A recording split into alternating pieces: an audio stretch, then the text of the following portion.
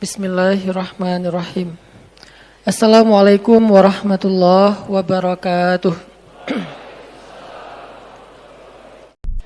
Tanya sama diri kita masing-masing. Apakah yang kita pelajari setiap Rabu malam atau di taklim-taklim yang lain udah bikin kita takut sama Allah belum? Atau itu sekedar kayak wawasan doang gitu. Oh ya, gue udah tahu. Oh ya, baru tahu. Oh ya, lucu juga ya. Oh ya, seru ya. Oh ya, ini mungkin baru sekedar wawasan dan entertain. Kita pengen nyari ilmu yang bikin kita takut sama Allah. Dan rata-rata orang-orang yang hebat dalam cerita Al-Quran semuanya takut sama Allah. Salah satunya Yusuf alaihissalam. Yusuf itu salah satu bentuk adegan dia takut sama Allah ketika dia digoda oleh seorang cewek. Ceweknya tuh cantik banget, terkenal bahkan jadi simbol kecantikan perempuan Mesir. Bukan Cleopatra, tapi istri Al-Aziz.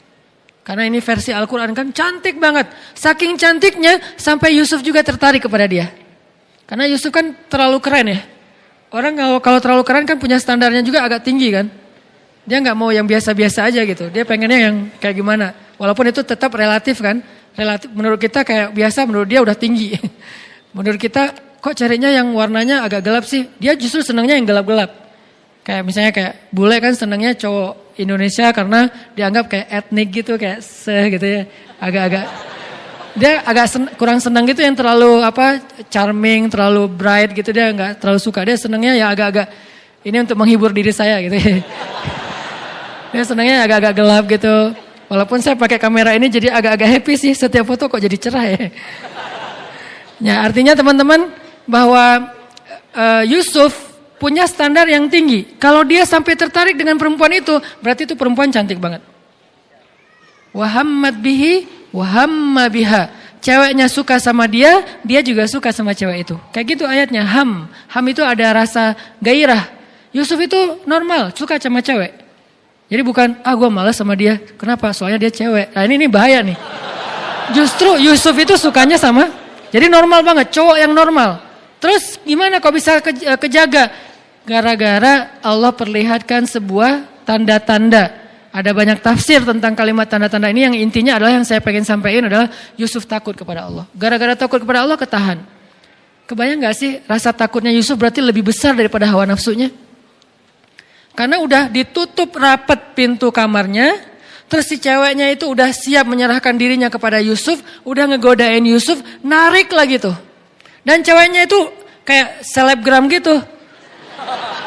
Followersnya tuh seluruh Mesir, semua cowok tuh berandai-andai sampai mimpi-mimpi, bisa nggak ya dia kayak cerai sama suaminya nikah sama gua gitu, terus di stalking gitu, udah cerai belum kayak gitu-gitu kan ya.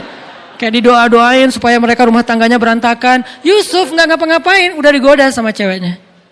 Kita kadang-kadang untuk nggak ngebuka, udah nggak ngeklik sebuah postingan yang nggak sengaja muncul gitu, kayak gimana gitu. Aduh, kenapa tangan saya kayak, pengen banget ya diklik gitu kan. Jadi kayak gregetan gitu, kayak gatal tangannya. Itu aja kita udah kalah dengan hawa nafsu. Berarti rasa takut kita kepada Allah jauh lebih kecil daripada hawa nafsu kita terhadap hal yang sepele. Ini ujiannya sepele banget loh, cuman ngeklik doang kan sepele ya. Berarti kalau itu aja kita kalah, berarti emang rasa takut kita kepada Allah tuh hampir dibilang kayak nggak ada. Sedangkan Yusuf alaihissalam, beliau udah ada di dalam ruangan, ketutup, ceweknya cantik banget, di atas rata-rata, semua tipe cewek yang ideal tuh ada pada diri dia tuh, udah ideal banget lah pokoknya. Dan Yusuf juga normal, hamma biha, dan suka sama cewek itu, tertarik sama cewek itu. Juga ingin mengekspresikan hasratnya kepada cewek itu. Tapi tiba-tiba Allah ingatkan bahwa Allah gak suka dengan perbuatan ini. Lalu Yusuf langsung lari. Ditarik dari belakang. Lari sekencang mungkin, ditarik lagi. Bukan, aku udah lari ya, kamu tarik, ini bukan salah aku ya, udahlah balik. Enggak gitu sih. Modus banget kan ya. Ustadz, saya sih udah menghindar, tapi dia aja yang terlalu semangat kayak agresif gitu Ustadz. Saya kan gak bisa mengecewakan orang lain, daripada saya zolim. Itu modus. Jadi benar-benar ditarik. Jadi bukti bahwa Yusuf serius lari itu sampai sobek. Dan baju Yusuf itu dari bahan kayak karung yang yang terbuat dari kayak benang goni ya. Tahu goni kan? Kain goni tahu kan ya? Yang tebal gitu kan ya? Itu sampai sobek. Kebayang gak gimana nariknya? Wah, Ya, usah dibayangin. Pokoknya sobek aja. Akhirnya Yusuf pas sudah sobek ada di depan pintu, dibukain pintunya, di depannya udah ada si suaminya si cewek. Itu adegan itu saya selalu skip. Nggak kebayang gitu gimana perasaan suaminya. Dan suaminya ini orangnya bijaksana banget. Masih nanya, nggak langsung gebukin. Padahal dia punya banyak pengawal. Dia kan seorang penguasa kan. Bisa aja Yusuf langsung digebukin rame-rame, langsung dihilangkan dari peredaran. Enggak, dia mah nanya dulu nih ada apa, kenapa kalian kayak gini berdua di dalam kamar. Si ceweknya kan ketakutan, langsung bilang, ini nih cowok ini nih godain saya nih. Dia tutup pintunya dan dia ingin menyakiti saya. Kamu mau melepaskan orang yang kayak gini sama istri kamu? Terus datang seorang yang lain yang bijaksana, dia mengatakan, Tuhan jangan dulu menyimpulkan, coba lihat baju siapa yang sobek. Kalau baju Yusuf yang sobek di depan, berarti Yusuf memaksa cewek ini untuk melakukan perbuatan dosa. Sehingga cewek ini meronta-ronta sobek di depan. Tapi kalau Yusuf bajunya sobek di belakang, berarti Yusuf ingin lari tapi cewek ini yang narik. Coba lihat, ternyata di belakang. Cewek ini udah gak bisa menghindar. Tapi karena ini berita bisa menghebohkan jagat online, bisa viral di mana-mana dan ini membahayakan stabilitas politik negara, akhirnya emang kayak gitu pertimbangan kata ulama tafsir. Akhirnya tetap raja ini menghukum Yusuf. Di sini ada semacam kebohongan publik nih. Kenapa? Karena kalau sampai berita keluar itu adalah ceweknya yang bersalah, maka akan mempermalukan keluarga raja banget. Sehingga tetap Yusuf yang dihukum. Propaganda lah ya. Yusuf dihukum walaupun dia nggak salah dan rajanya udah respect sama Yusuf. Nanti sehingga ketika ada masalah nanya juga ke Yusuf. Intinya apa teman-teman? Rasa takut Yusuf kepada Allah itu luar biasa. Sampai ke tingkat kayak gitu masih bisa nahan. Kalau nggak ada perasaan apa-apa nahan, ya itu nggak ada ujiannya.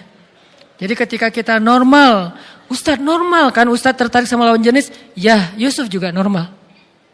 Ustadz manusiawi kan, saya marah, ya. Tapi Nabi Musa juga manusiawi. Nabi Musa juga bisa marah. Ustadz normal kan kalau kita sakit hati, ya Nabi Ayub juga bisa sakit hati ketika beliau ditinggalkan gara-gara beliau sakit.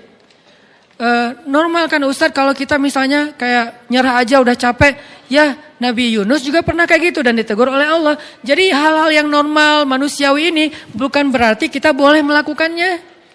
Yang normal dan manusiawi pada diri kita sebagiannya adalah ujian, bukan boleh melakukan. Ini kan anugerah dari Allah. Tuhan yang menciptakan saya gini loh, Ustaz, saya gak pernah minta. Tuhan menciptakan saya dari awal, sejak saya kecil tuh saya udah gak tertarik dengan lawan jenis, sukanya hanya sesama jenis. Ini kan Allah yang kasih, gak bisa. Karena kenapa? Sebagian besar dari yang Allah anugerahkan dalam diri kita, sebagiannya adalah ujian. Halu'a, jazu'a, manu'a, ajula, dha'ifa. Ini kan sifat-sifat manusia yang harus diberesin. Terus ngeberesinnya pakai apa? Innal insana lafi khusr. Manusia kalau cuma ngikutin hawa nafsunya atau ke sisi kemanusiaannya, khusr, rugi. Terus cara untuk mengobatinya, illal ladzina amanu wa amilus solihat wa tawassaw bil haq wa tawassaw bis shawab. Apa maksudnya? 3 di situ. 1, belajar iman kepada Allah. Jadi kalau kita ngerasa bahwa emang ini kayak bawaan saya dari lahir Ustadz. Emang ini penyakit saya Ustadz. Emang ini manusiawi Ustadz. Tapi saya tahu ini salah. Ini ujian dari Allah untuk saya nih. Dan saya pengen hidup saya jihad melawan ini aja deh. Orang lain mungkin amalnya tahajud. Orang lain mungkin amalnya sholat duha. Orang lain mungkin amalnya sedekah. Kalau saya amalnya lawan hawa nafsu. Dan bukankah Nabi mengatakan melawan hawa nafsu itu jihad yang besar?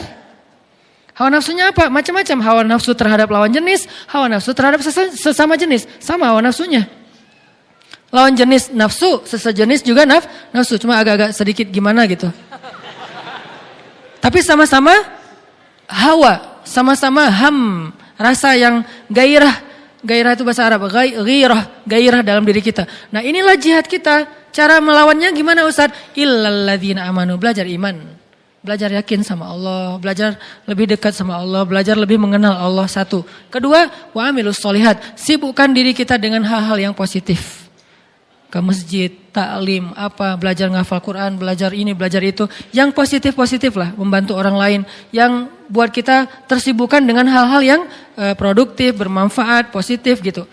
Atau bahkan mungkin semangat untuk mencari bikin usaha, bisnis apa. Yang penting positif, produktif. 2. Ketiga, watawasau bil haq, watawasau bisabr. Apa maksud dari kalimat ini?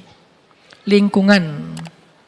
Maksud dari watawasau bil haq karena kalimatnya saling berarti lingkungan. Cari lingkungan yang bisa jaga kita, yang bisa menasihati kita, yang bisa mengingatkan kita ketika kita salah. Cari lingkungan itu. Jangan cari lingkungan yang justru membiarkan kita, bahkan menyemangati kita dalam berbuat dosa, bahkan mendorong kita, bahkan menjerumuskan kita. Jangan itu lingkungannya, karena itu nggak akan bisa selamat dari khusr, dari kerugian. Watawasau bil haq, watawasau bisabr, artinya cari lingkungan yang bisa membuat kita lebih termotivasi dalam kebaikan-kebaikan.